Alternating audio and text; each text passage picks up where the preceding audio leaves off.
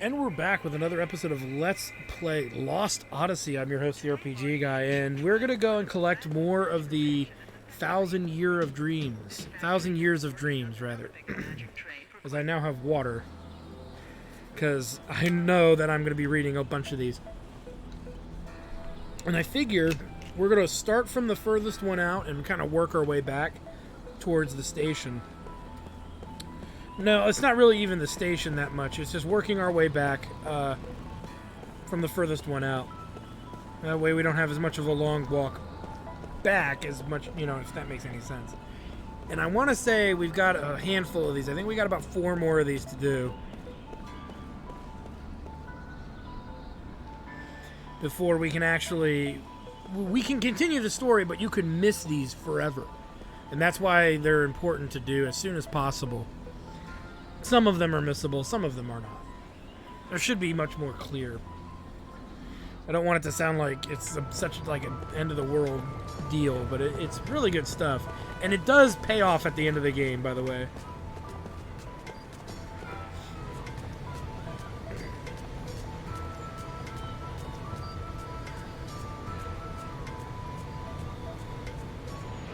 Kaim recalls a memory that was locked deep within his heart. A big old fart. No, I'm just kidding. The dream has been revealed. Let's do it.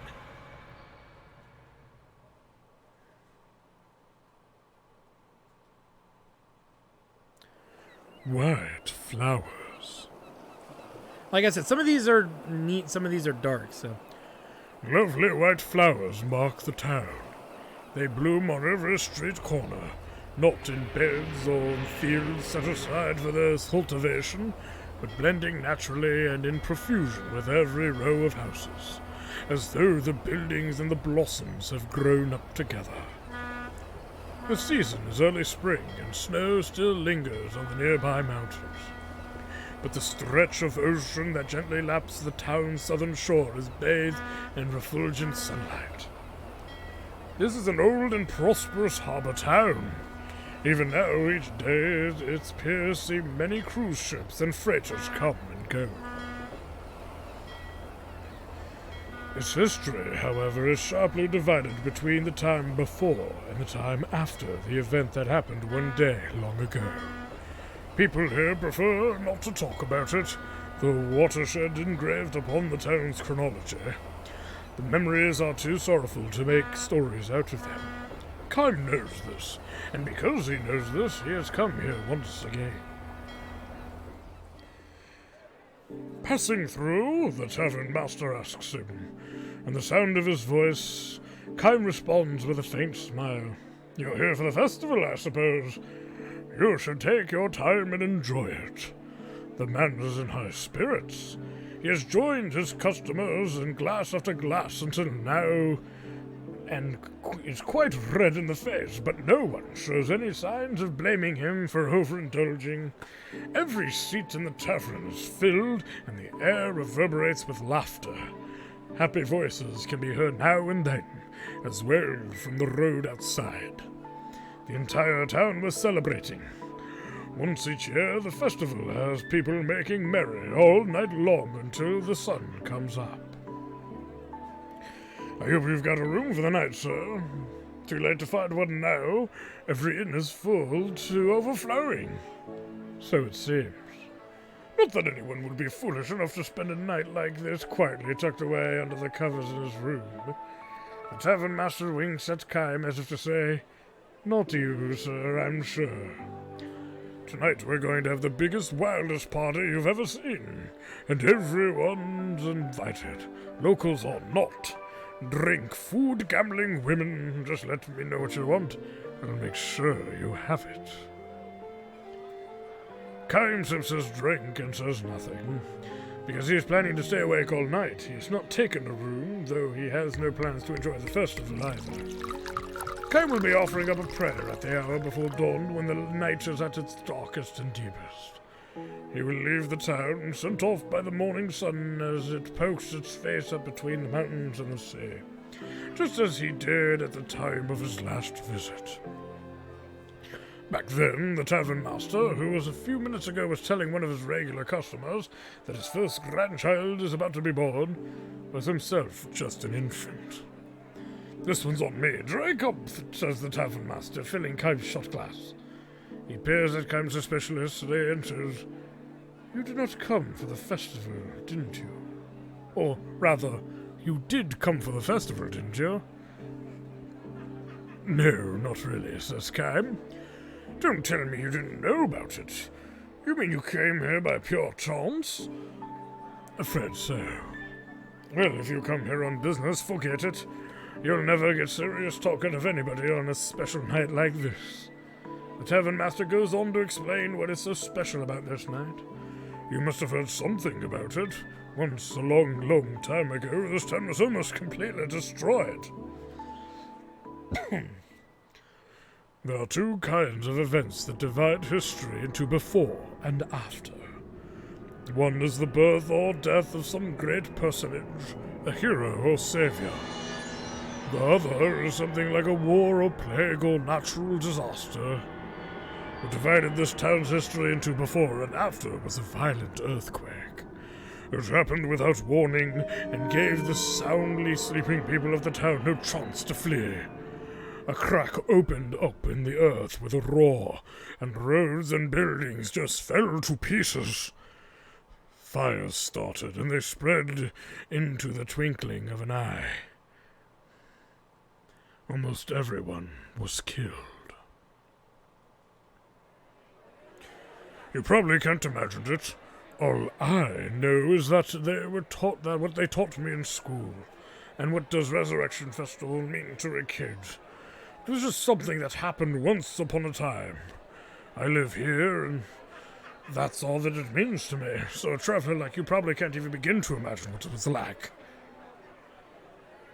Is that what they call this holiday? Resurrection Festival? Uh-huh. The town was resurrected from total ruin to this. That's what the celebration is all about. Kaim gives the man a grim smile and sips his liqueur. "What's so funny?" the tavern master asks. "Last time I was here, they were calling it Earthquake Memorial Day. It wasn't a festival for this kind of wild celebrating." "What are you talking about? It has been Resurrection Festivals ever since I was a kid." "It was before you were old enough to remember anything." "Huh? And before that they called it the Consolation of the Spirits. They burned a candle for each person who died and pray for them to rest in peace. It was a sad festival, lots of crying. You sound as if you saw it happening yourself." "I did." The tavern master laughs out loud with a snort. "You look sober, but you must be plastered out of your mind. Now listen, it's festival night, so I'm not going to let you off the hook for pulling my leg. But don't say stuff like, I'm going to let you off the hook for pulling my leg. But don't say the stuff like that to the other townspeople. All of our ancestors, mine included, are the ones who barely escaped with their lives." Kaim knows full well what he's doing. He never expected the man to believe him. He just wanted to find out for himself whether the townspeople were still handing down the memories of the tragedy, whether deep down or behind their laughing faces there still lingered the sorrow that had been passed down from their forefathers' time. Called away by one of his other customers, the tavern master leaves Kaim's side, but not without first delivering a warning. "Be careful what you say, sir. That kind of nonsense can get you in trouble. Really, think about it. The earthquake happened all of 200 years ago." Kaim did not answer him. Instead, he sips his liquor in silence. Among the ones who died in the tragedy 200 years ago were his wife and daughter. Of all the dozens of wives and hundreds of children that Kaim has had in his eternal life, the wife and child he had were once especially unforgettable. In those days, Kaim had a job at the harbor. There were just 3 of them, he, his wife, and their little girl. They lived simply and happily. The same kind of days that had preceded today would continue on the endless tomorrows, Everyone in town believed that, including Kaim's wife and daughter, of course.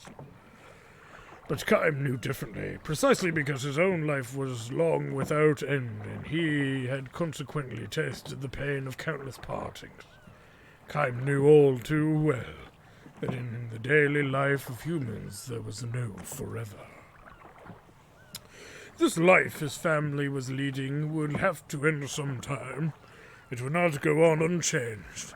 This was by no means a cause for sorrow, however.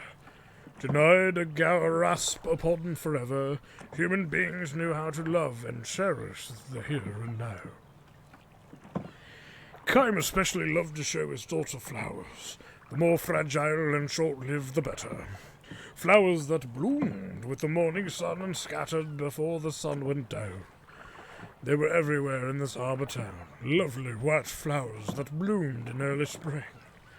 His daughters loved the flowers. She was a gentle child who would never break off blossoms that had struggled so bravely to bloom. Instead, she simply watched them for hours at a time. That year, too. My voice is starting to wear thin on me. Look how big the buds are. They'll be blooming any time now, she said happily, when she found the white flowers on the road near the house. Tomorrow, maybe, Kaim wondered aloud. Absolutely, his wife chimed in merrily. Get up early tomorrow morning and have a look. Poor little flowers, though, said the daughter. It's nice when they bloom, but when they wither right away. But then they wither right away.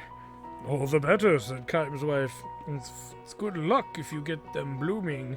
That makes it more fun. It may be fun for us, answered the girl, but think of the poor flowers. They work so hard to open up, and they wither that same day. It's sad. Well, yes, I guess so. A momentary air of sadness flowed into the room, but Kaim quickly dispelled it with a laugh. Happiness is not the same thing as longevity, he proclaimed. What does that mean, Papa? It may not bloom for long, but the flowers happy. If it may not bloom for long, but the flowers happy, if it can open up the prettiest blossom and give off the sweetest perfume it knows how to make while it is blooming. The girl seemed to be having trouble grasping this and simply nodded with a little sigh. She then broke into a smile and said, "It must be true if you say so, Papa." Your smile is more beautiful than any flower in full bloom. He should have said to her. Kaim later regretted that he had not. The words he had uttered so carelessly he came to realize turned out to be something of a prophecy. "Well, now, young lady," he said, "if you're getting up early to see the flowers tomorrow morning, you better go to bed right now." "All right, Papa, if I really have to."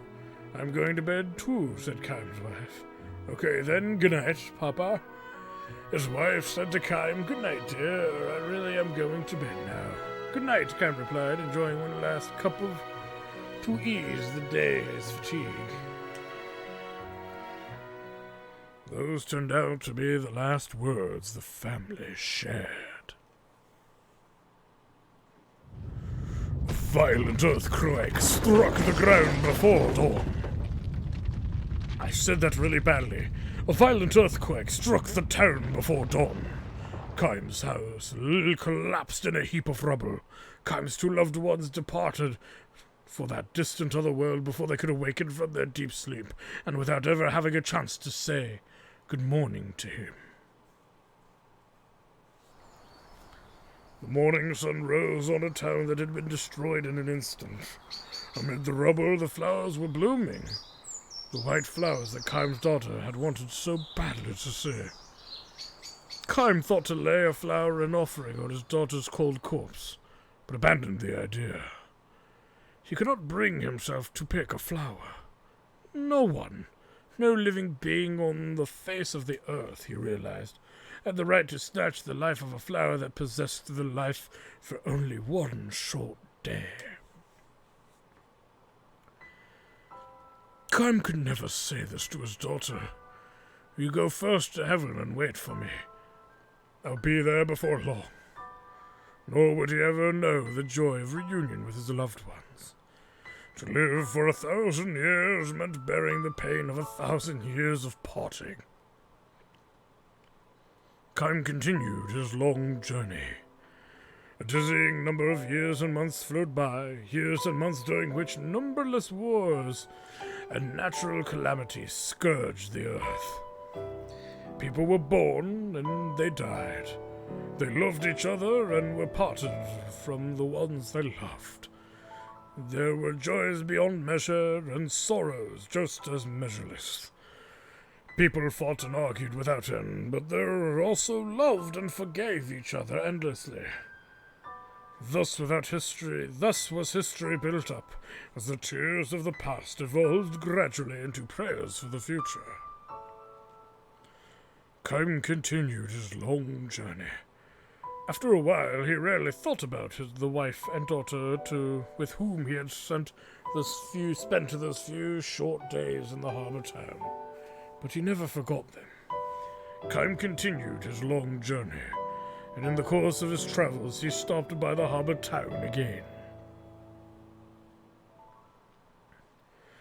As the night deepened, the din of the crowds only increased, but now, as a hint of light comes into the eastern sky, without a signal from anyone, the noise gives way to silence.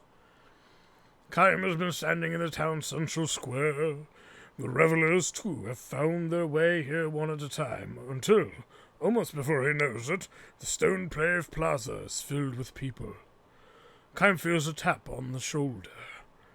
I didn't expect to find you here, says the tavern master.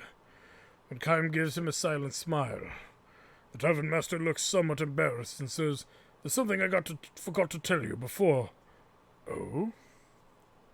"Well, you know, the earthquake happened a long time ago, before my father and my mother's time, even before my grandparents' generation.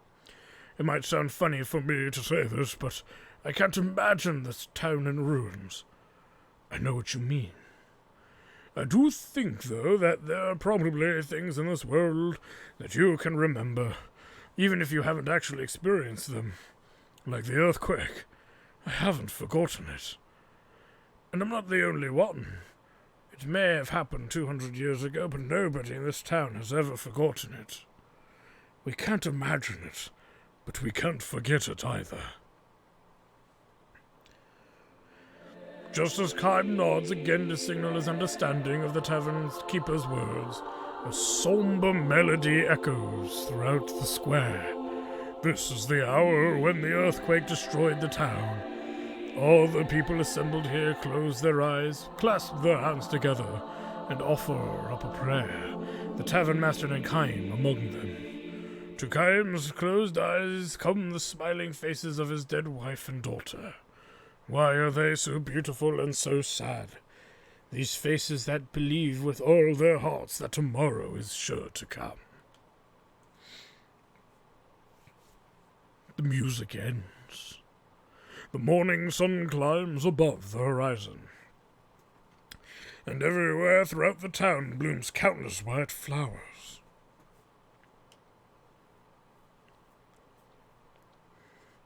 In 200 years, the white flowers have changed. The scientists have hypothesized that the earthquake may have changed the nature of the soil itself, but no one knows the cause for sure. The lives of the flowers have lengthened. Where before they would bloom and wither in the space of a single day, they now hold their blooms for 3 or 4 days at a time. Moistened by the dew of the night, bathed in the light of the sun, the white flowers strive to live their lives to the fullest, beautifying the town as if striving to live out the portion of life denied to those whose tomorrows were snatched away from them forever. It's dark shit, man. It's dark and it's interesting, all in the same, all in that same breath. Oh. I need a drink of water, which I'm going to take before we start the next one. But, yeah, what did it take me? About 18 minutes or so to read that? I told you, this episode, I might even go into 2 episodes. I forget how long some of these are. I mean, it's not a bad thing by any means, and the stories are fascinating in a way, how they're told. I know I screw up the readings because it's been a while since I've actually read these myself, so doing the best I can and trying to keep it interesting by doing this, like, teller reader's voice, which is kind of like a higher, younger sounding Gandalf. But I try to read it like it's like a really neat story. As best as I can. I'm really just unscrewed, actually. Because I might drink in the middle of the next one. Okay,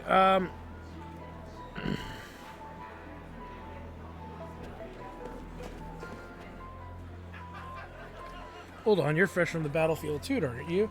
Guess we both owe someone upstairs the big time, huh? I kind of feel like a heel thinking about all my dead buddies. And having another chance to see your family, well, that's a great feeling. I don't think I'd actually make it out of this alive. I didn't think I'd actually make it out of this alive. After all, I have no idea what I'm going to do when it's time to knock on my family's front door. It hasn't even done that yet.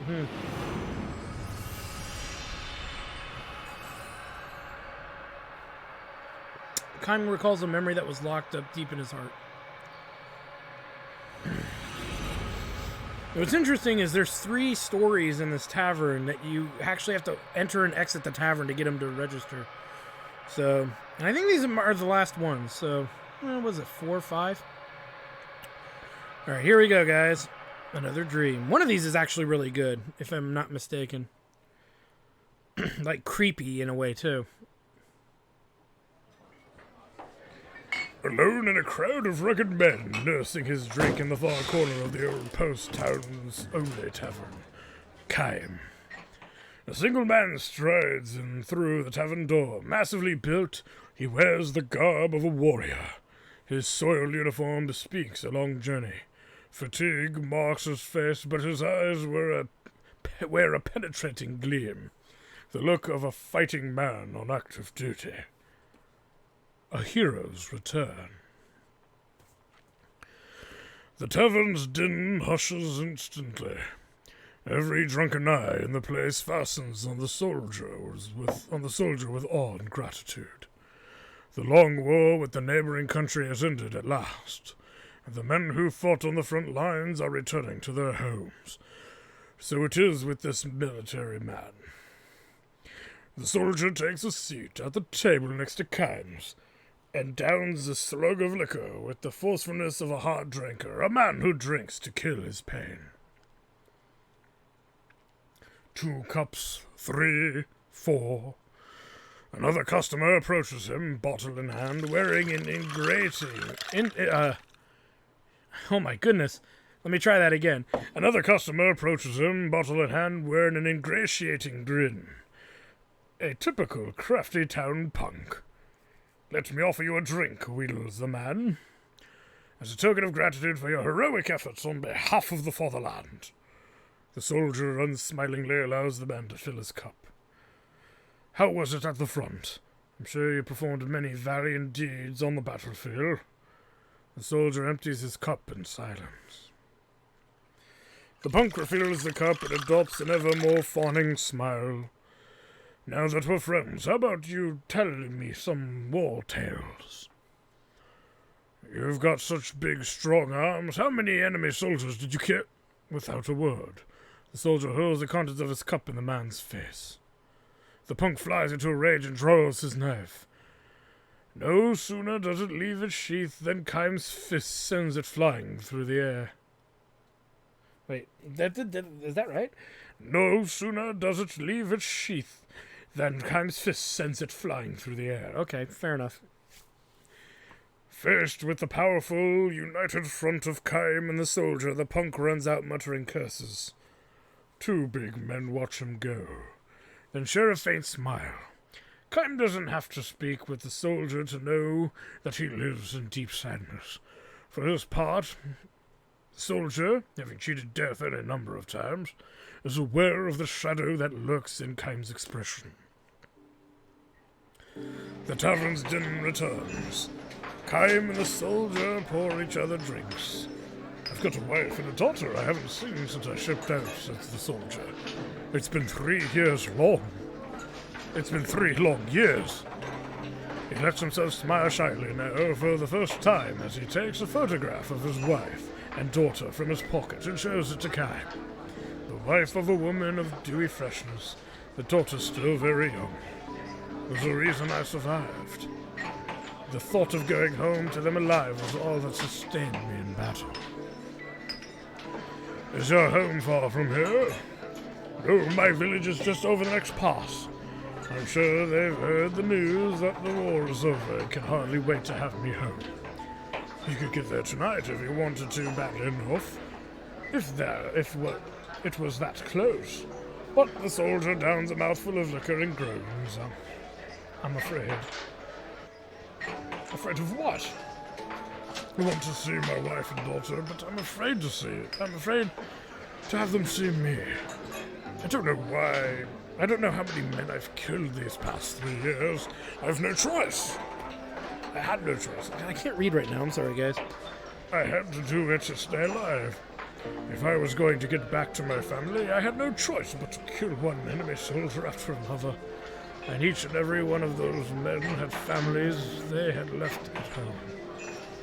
It was the code of war, the soldier's destiny, to stay alive in battle. You had to go on killing men before they could kill you. I had no such time to think about such things at the front. I was too busy trying to survive. I see it now, though.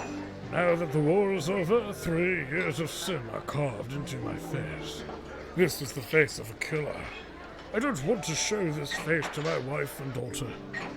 The soldier pulls out a leather pouch from which he withdraws a small stone.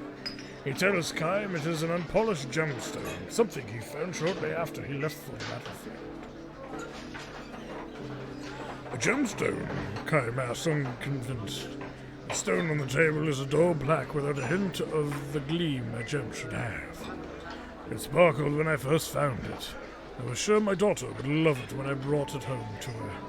Gradually, though, the stone lost its gleam and turned cloudy.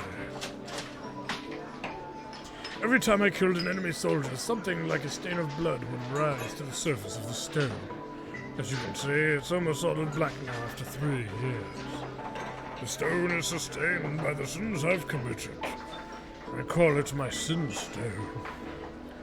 You don't have to blame yourself so harshly, says Kaim. You had to do it to stay alive. I know that, says the soldier. I know that, but still, just like me, the men I killed had villages to go home to and families waiting for them there. The soldier then says to Kaim, you too, I suppose. You must have a family. Kaim gives his head a little shake. Not me, he says, no family. A home village, at least. I don't have any place to go home to. Eternal traveler, eh? Oh, that's me. The soldier chuckles softly and gives Kaim a sour smile. It is hard to tell how fully he believes what Kaim has told him. He slips the sin stone into the leather pouch and says, you know what I think? If the stone turned darker every time I took a life, I ought to get some of its gleam back every time I save a life. Instead of answering, Kaim drains the last drop of liquor from his cup and rises from the table. The soldier remains in his chair, and Kaim, staring down at him, offers these words of advice. I hope you have a place you can go home to. You should go to it. Just go, no matter how much guilt you may have weighing you down. I am sure your wife and daughter will understand. You're no criminal, you're a hero. You fought your heart out to stay alive. I'm glad I met you, says the soldier. I needed to hear that. He holds his right hand out to Kaim, who grasps it in return. I hope your travels go well, says the soldier. And your travels will soon be over, says Kaim with a smile, starting for the door. Just then, the punk charges at Kaim from behind, wielding a pistol. Watch out! Bellows the soldier and rushes after Kaim. As Kaim whirls around, the punk takes aim and shoots. You can't treat me like that, you son of a bitch! The soldier flies between the two men and takes the bullet in the gut. And so, as he so desperately wished to do, the soldier has saved someone's life. Ironically, it is for the life of Kaim, a man who can neither age nor die, that the soldier has traded his one and only life.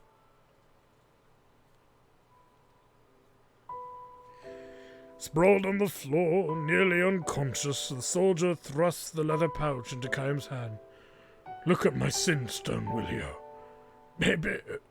Maybe, he says, chuckling weakly. Some of the shine has come back. Blood spurts from his mouth, strangling the laugh.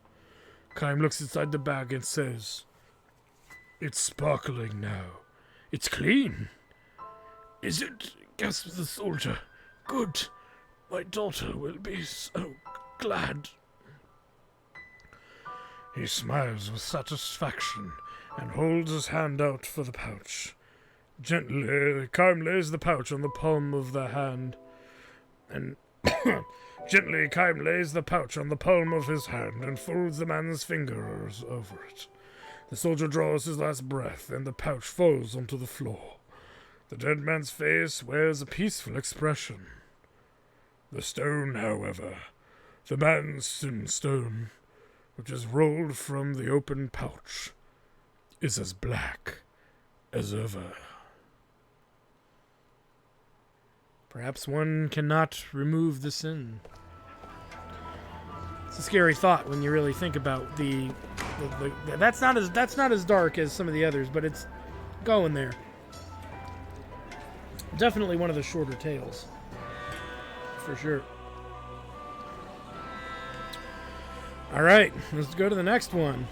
I swear one of these is one of the darker ones.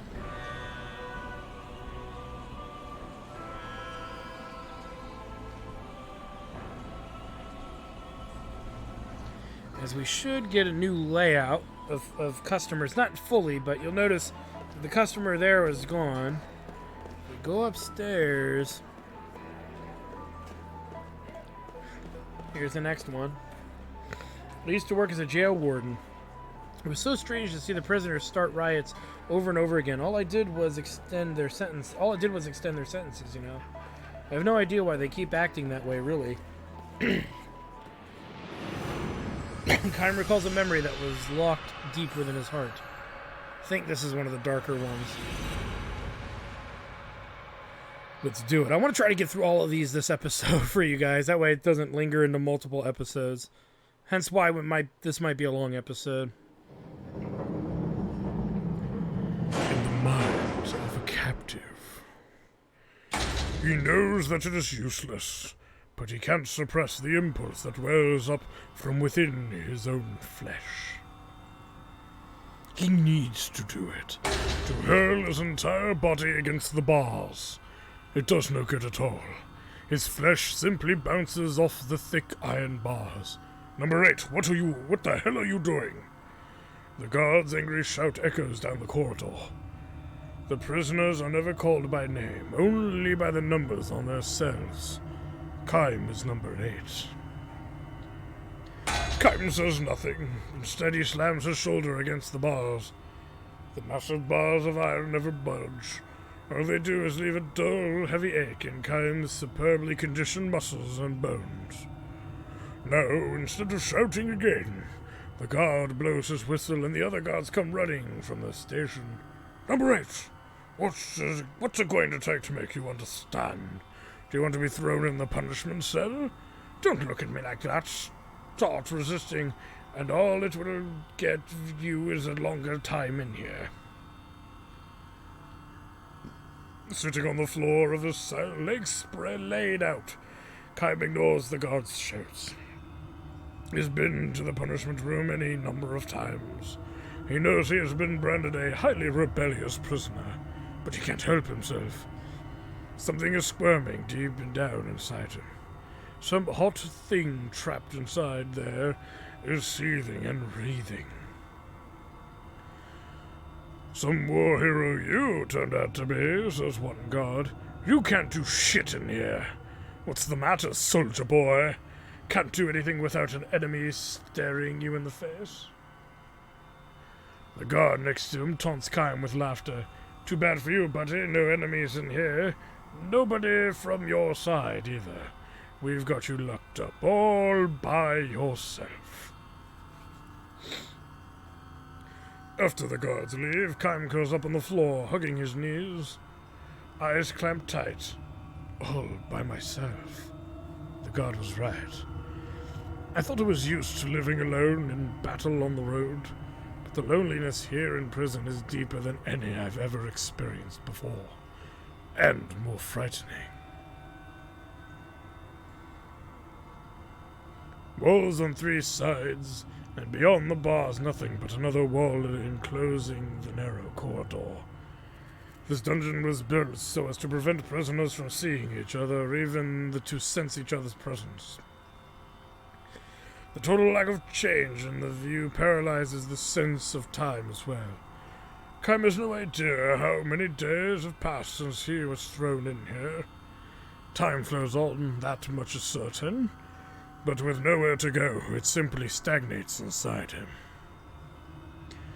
The true torture that prison inflicts on a man is neither to rob him of his freedom nor to force him to experience loneliness. The real punishment is having to live where nothing ever moves in your field of view and time never flows. The water in the river will never, Putrophy? No, I'm not familiar with that word. The water in the river will never putrefy, but lock it in a jar, and that is exactly what it will eventually do. Putrefy. That's what for some reason I couldn't read that word. The water in the river will never putrefy, but lock it in a jar, and that is exactly what it will eventually do. The same is true here. Maybe parts of him deep down in his body and mind are already beginning to give off a rotten stench. Because he is aware of this, Kaim drags himself up from the floor again and slams himself into the bars over and over. There is not the remotest chance that doing so will break a bar. Nor does he think he can manage to escape this way. Still, he does it repeatedly. He can't help himself. He has to do it again and again. In the instant before his body smashes into the bars, for that split second, a puff of wind strikes his cheek. An unmoving air moves, if only for that brief interval. The touch of the air is the one thing that gives Kaim a fragmentary hint of the flow of time. The guards come running, faces grim with anger. Now I can see human shapes where before there was only a wall. That alone is enough to lift my spirits. Don't these guards realize that? All right, number 8, it's the punishment room for you. Let's see if 3 days in there will cool your head. Kaim's lips relax into a smile when he hears the order. Don't these guys get it? Now my scenery will change. Time will start flowing again. I'm thankful for that. Kaim laughs aloud. The guard ties his hands behind him, puts chains on his ankles, and starts for the punishment room. What the hell are you laughing at, number 8? Yeah, stop it, we'll punish you even more.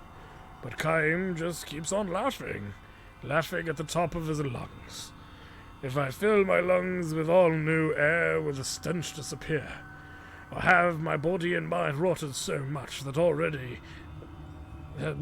Or have my mind and body rotted so much already that I can't get rid of the stench so easily? How long will they keep me locked up in here? When can I get out of here? Will it be too late by then? When if everything is rotted away, will I become less a him than an it? The way our troops count enemy corpses. Kaim can hardly breathe. It is as if the air is being squeezed out of his chest at the excruciating pain of it is drawing him back from the world of dreams to reality. Was I once in prison in a far, far distant past? He half wondered in the space between dream and reality. He has had this dream any number of times, this nightmare, it might even be called. After waking, he tried to recall it, but nothing stays in his memory. One thing is for certain, however, the appearance of the jail and of the gods in the dream is always the same. Could this be something I have actually experienced? If so, when could it have been? There's no way for him to tell. Once he is fully awake, those questions he asked between dream and reality are themselves erased from his memory. He springs up with a scream, his breath labored, and the back of his hand wiping the streams of sweat from his brow. And all that is left is the shuddering tell. It is always like this.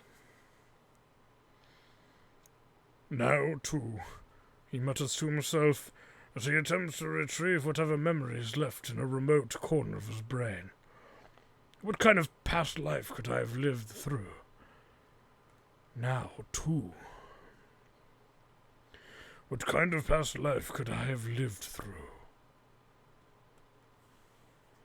That's a pretty dark one, where you're in prison for so long, it starts warping your concept of reality. And imagine if you're an immortal, how fucked up that could be. There's actually an interesting Twilight Zone of that.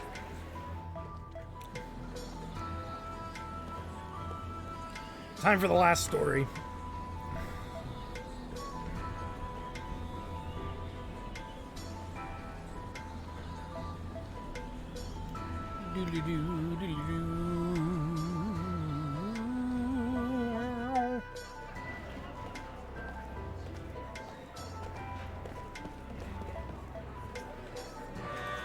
Stupid damned magic engines. They think they can just up and take my damn job. They took your gerbs! Come on, Dad. I gotta get you home already.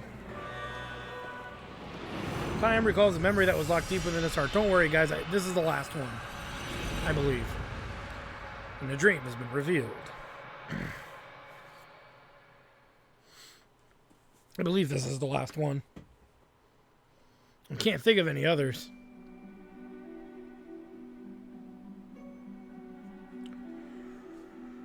A mother comes home.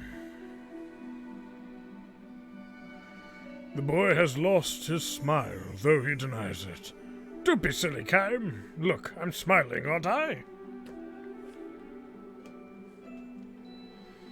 He draws his cheeks back and lets his teeth show white against his brown skin. If that isn't a smile, what is? Kaim nods but says nothing. He pats the boy on the shoulder as if to say, sure, sure. Come on, really, look at me. I'm smiling, right? Right, you're smiling.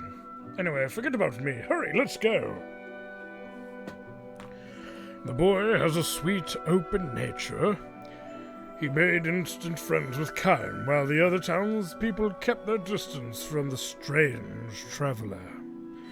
Not that the boy chose the much older Kaim as a playmate. He leads Kaim to the tavern, which still hasn't opened its doors for a day. I hate to ask you to do this, but would you please? The boy's voice seems to have carried inside. A man in the tavern peels off a drunken howl. He sounds especially bad today. Kaim fights back, a sigh, and enters the tavern. A man on the bar stool. The man on the bar stool is the boy's father, drunk again at midday. The boy is here to take him home. He looks at his father with sad eyes. Kaim puts his arm around the father's shoulder and discreetly moves the whiskey bottle away from him. Let's call it a day, he says.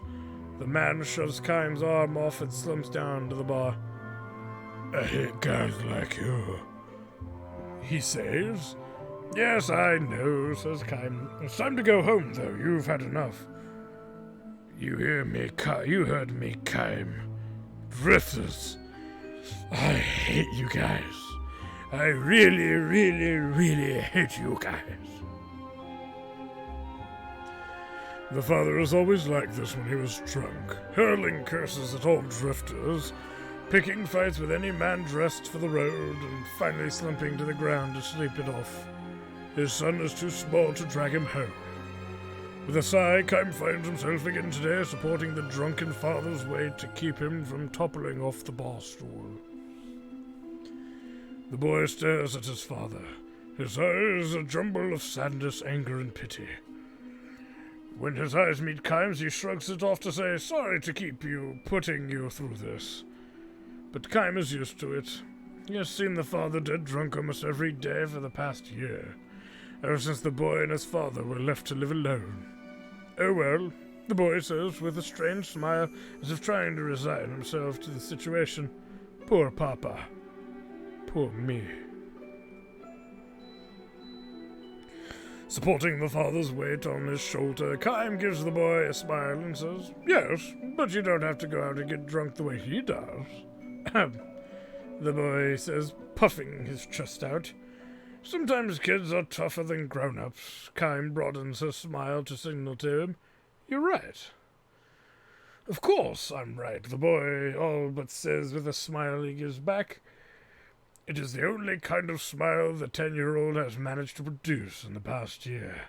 So bitter it would numb your tongue if you could taste it.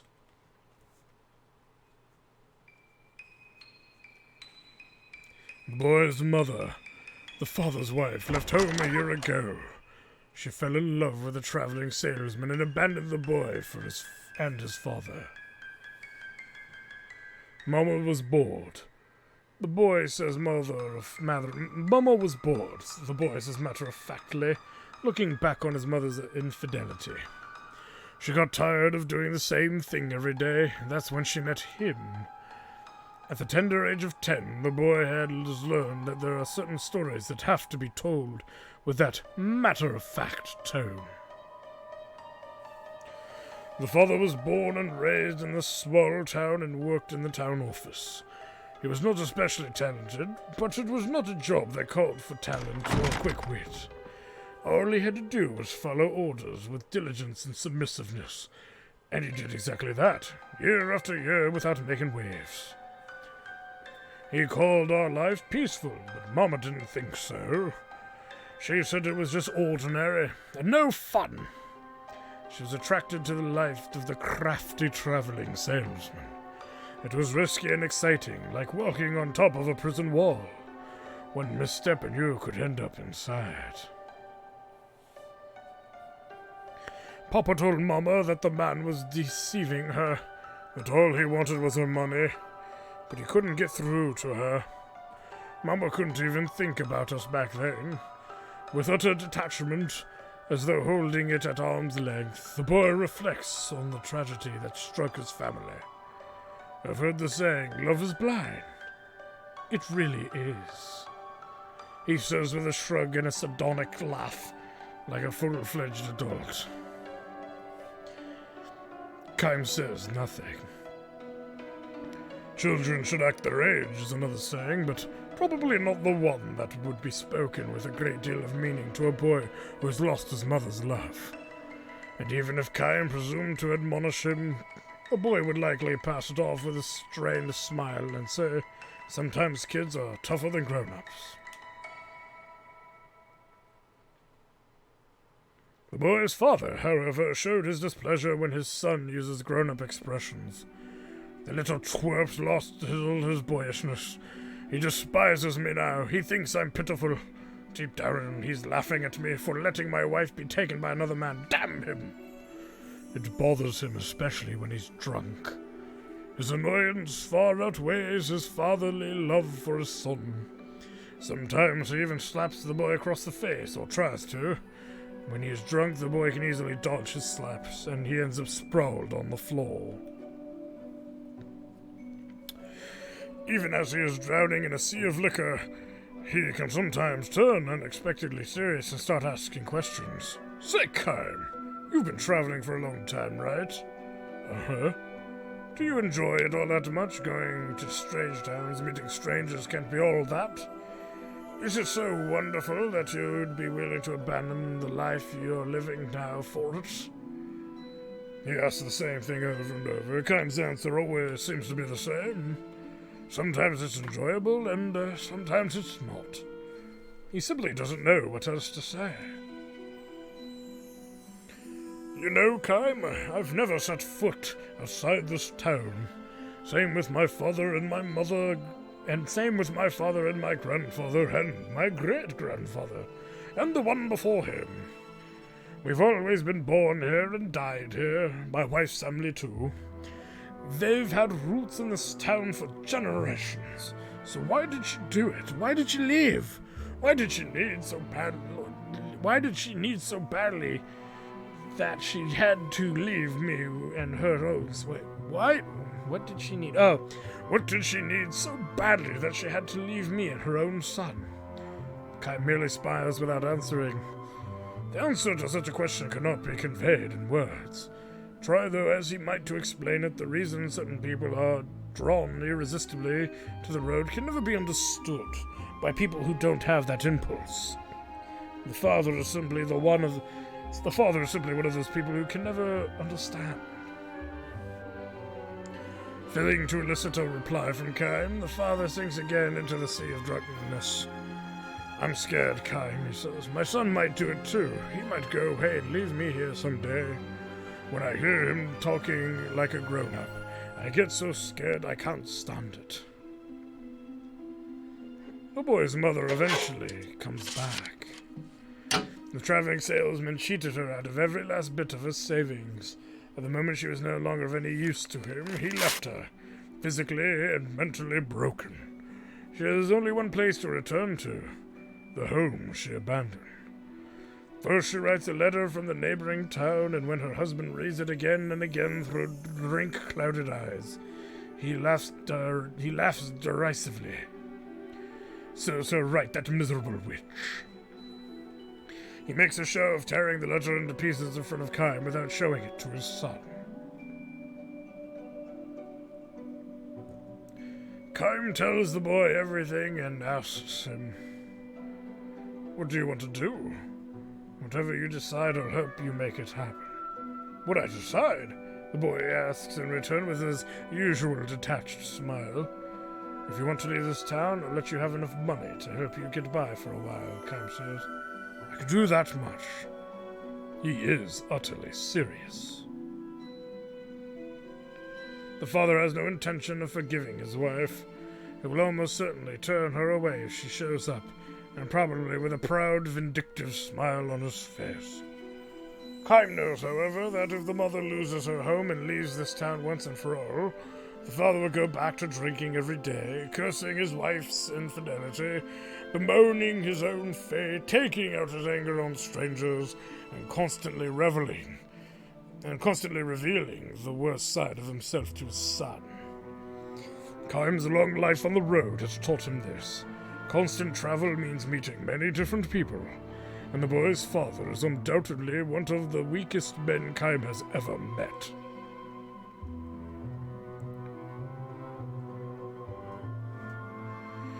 You could join your mother and go to another town, or if you wanted to go somewhere by yourself, I could find you work. Either would be better, Kaim believes, than for the boy to continue living alone like this with his father. The boy, however, seemingly intrigued, looks straight at Kaim, revealing his white teeth. "You've been traveling a long time, haven't you, Kaim?" "Uh-huh. Always alone?" "Sometimes alone, sometimes not." The boy gives a little nod and, with the sad smile of a grown-up, says, "You really don't get it, do you?" "What's that?" "All this traveling and you still don't understand the most important thing." His sad smile takes on its usual bitter edge. Kaim finally learns what the boy is talking about 3 days later. A tired-looking woman in tattered clothes drags herself from the highway into the marketplace. The townsfolk back away from her, staring, leaving her in the center of a broad empty circle. The boy's mother has come back. The boy breaks his way through the crowd and enters the circle. The mother sees her son, and a travel with her cheeks break into a smile. The boy takes one step and another step towards his emaciated, smiling mother. He is hesitant at first, but from the 3rd step he is running, and he throws his arms around her. He is crying. He is smiling. For the first time that Kaim has seen, he wears an unclouded smile of a child. "I'm sorry, I'm so sorry, please forgive me," his mother begs in tears. She clasps his head to her bosom and says, smiling through her tears, "You've gotten so big." Then she adds, "I won't leave you again, I'll stay here forever."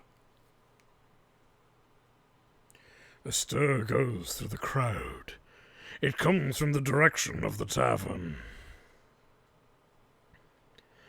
Now the father breaks through the wall of people and enters the circle. He is drunk. Stumbling, he edges towards his wife and son. He glares at his wife. The boy stands between them, guarding his mother. "Papa, stop it!" he yells. "Mama's back, isn't that enough? Forgive her, Papa, please!" His voice is choked with tears. The father says nothing in reply, glaring at the two of them. He collapses to his knees, his arms open wide. He enfolds both his wife and son. The shattered family is one again. "Papa, please, don't hold us so tight. It hurts." The boy is crying and smiling. The mother can only sob. The father weeps in his rage. Witnessing the scene from the back of the crowd, Kaim turns on his heels. "Are you really leaving?" the boy asks Kai again and again as he accompanies Kaim to the edge of town. "Uh-huh. I want to get across the ocean before winter sets in." "Papa's already missing you. He says he thought you two could finally become drinking buddies from now on." "You can drink with him when you grow up." "When I grow up, huh?" The boy cocks his head, a little embarrassed. Then he mutters, "Wonder if I'll still be living in this town then." No one knows that, of course. Maybe some years from now, the father will spend his days drunk again because his son left his hometown and family. And yet Kaim recalls something he forgot to say to the boys last week, Father. "We call it a journey because we have a place to come home to. No matter how many detours or mistakes a person might make, as long as he has a place to come home to, a person can always start again." "I don't get it," says the boy. Kaim remembers something else.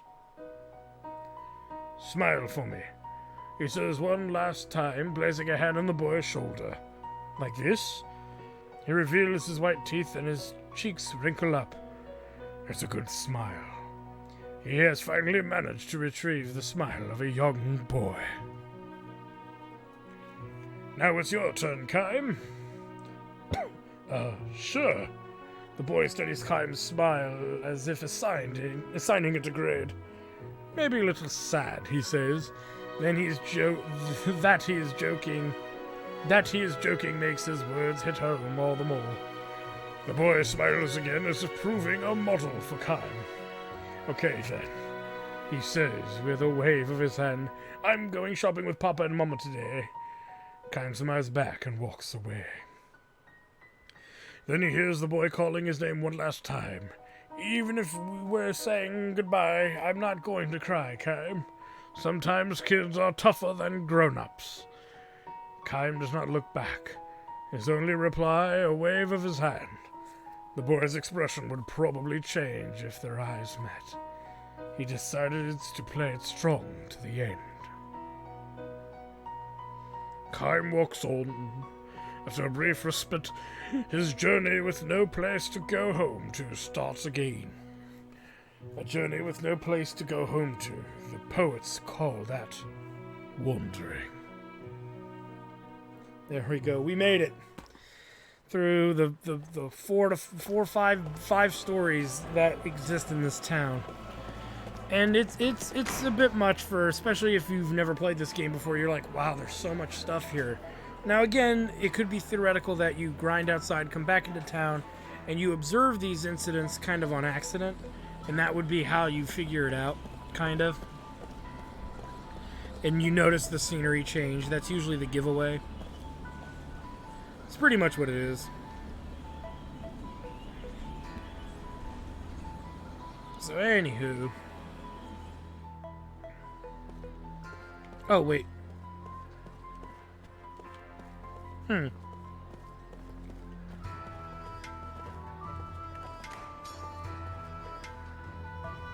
wait. That's right.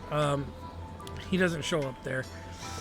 You can't take me anywhere. So anyway, I know we're running really on the long side. I'm gonna do one last thing. We're gonna move on just a little bit further because you guys sat through a lot of that story.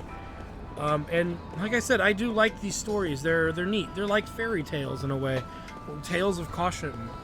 And they're mostly well written. Some might even argue some of Sakaguchi's best work. And these aren't even the best stories. Those are coming later, I assure you. Oh man, my voice is giving way. So we need to head back to the front area, back to the gate. I should have actually taken a taxi. I don't know why I didn't. But since we're already here, we may as well just keep going.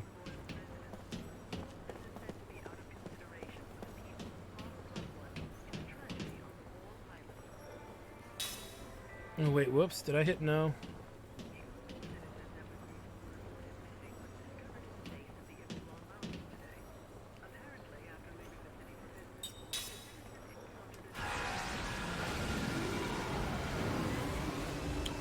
Oh, do.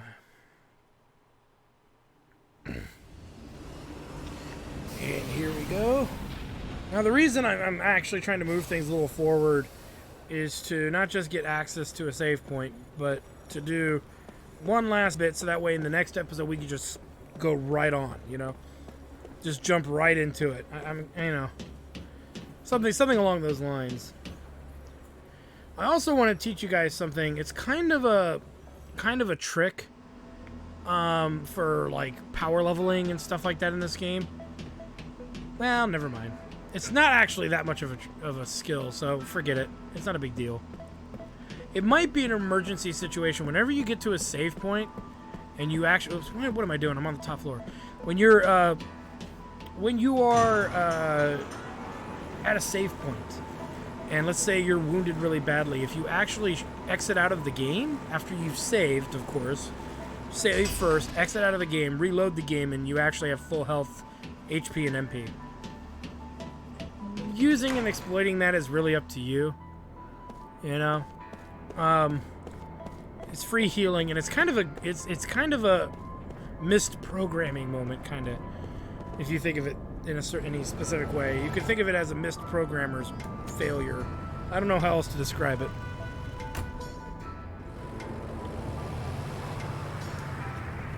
And this is shopkeeper Barkus. Well, this is quite rare, running into travelers in a place like this. If you're going on a journey, then you've sure lucked out running into me. I've got just the wares in stock, so take a look at what I have to offer. Beyond the Great Gate is a dangerous region infested with monsters. You best be prepared if you're traveling through there. For equipment to medicine, I've got everything you need. Well, and we've got some cash.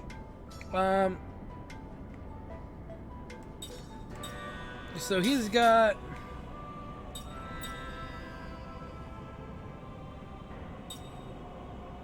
Okay, so we can buy this, which teaches steel, but here's the thing, we can learn steel from Jensen, so why buy this, right? I don't think we have this. Pretty sure we have that. I don't remember, did we? We can look right here in a minute. Oh, but I can't look at what the characters have equipped. I'm going to assume we have all this stuff.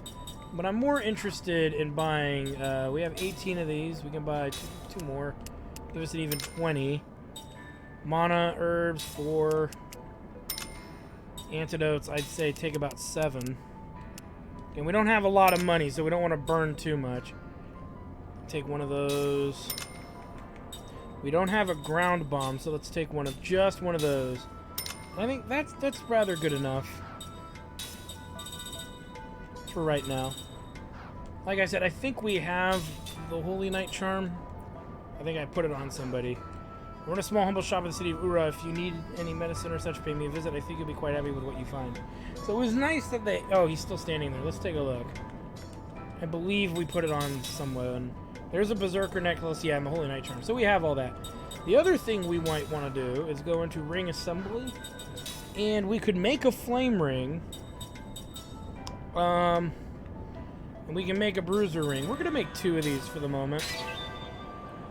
Because there's really no reason to waste, you know, magma fragments for something we're not sure we even want on our characters yet. So let's do those 2. And that's good enough for now. Just for now. There's no reason not to set them up that way. So, yeah. Anywho. Let's go ahead and head out of town.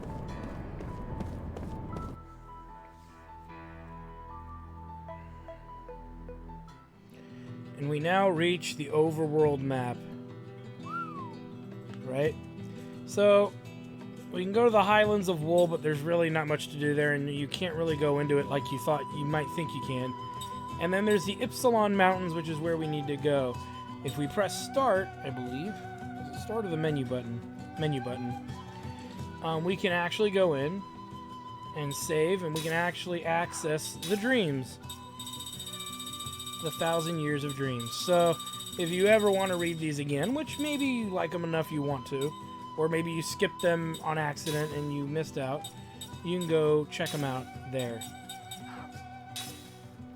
Alright, so, yeah, we're going to make a save here. And I want to thank you guys for stopping by. I am your host, the RPG Guy. Like, comment, subscribe, all that good stuff. Check out my Twitch channel at twitch.tv/JackTartStudios for more live gaming action. From, we have multiple shows on there. From my show, where I play various different games, JRPGs, many times rare ones, or ones that are very unknown to a lot of people. Sometimes even ones that are just monotonous and rough and hard for a lot of people to get through. I've done like romancing sagas on my channel and stuff like that.